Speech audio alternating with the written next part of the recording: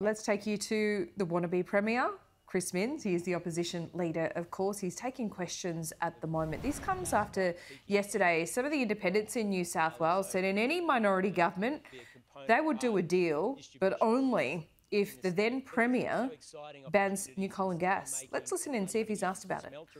As a replacement for coking coal as part of the process.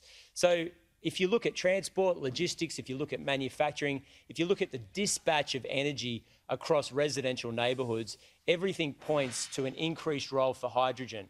However, it's a volatile material and it requires highly skilled workers to be able to handle it safely.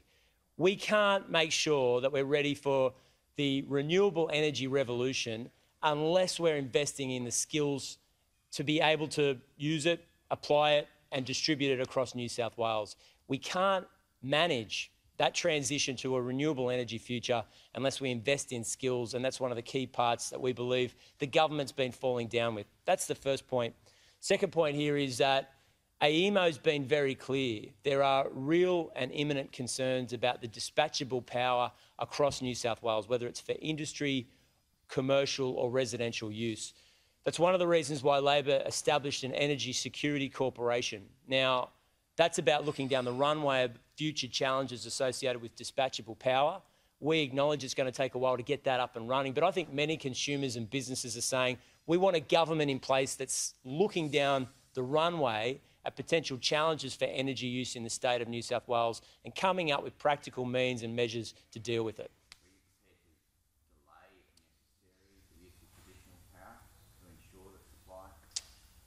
Well, I mean, the key point here is that part of the challenges of leading a party in opposition, if you do win government, say on the 25th of March, is it's a bit like inheriting a half-done jigsaw puzzle. And one of the constant criticisms we've made of the New South Wales government over the last 3 or 4 months is that privatisation of essential infrastructure has left the state vulnerable. And a lot of people would be looking at Eraring Energy in particular and seeing a government that sold off a power plant for $50 million and then attempted to buy it back for $230 million a couple of months ago. It makes sense on no level. And I think it's an indictment of the government's persistent and repeated belief that privatisation is the only answer when you're confronted with the problem.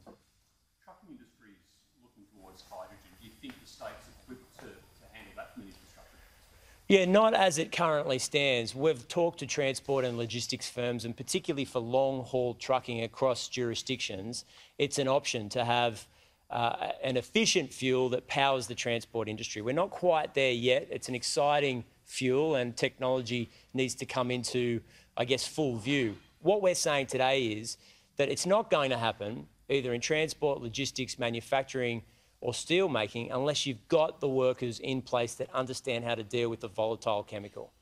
And that's what we're doing here today, investing in training, investing in skills, saying to young people, the future's yours, and this is the role the New South Wales government will play to get us to that future.